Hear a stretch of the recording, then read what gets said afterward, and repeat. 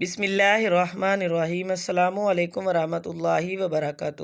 سورۃ قریش کا معجزہ نما وظیفہ۔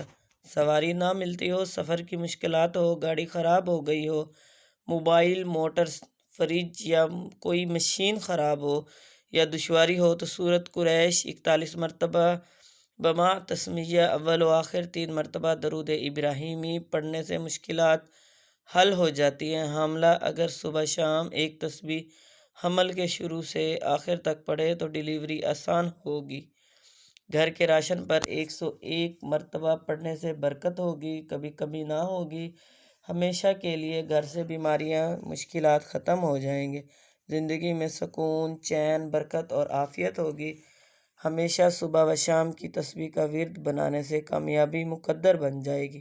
جو شخص کھانے کے بعد ایک دفعہ پڑھے گا، کھانا بیماری نہیں بنے گا بلکہ اس کھانے سے بیماریاں دور ہو جائیں گی۔ 2 بار پڑھنے سے دسترخوان ہمیشہ اچھا ملتا ہے، 3 بار پڑھنے سے اس کی نسلوں میں کبھی رزق ختم نہیں ہوگا۔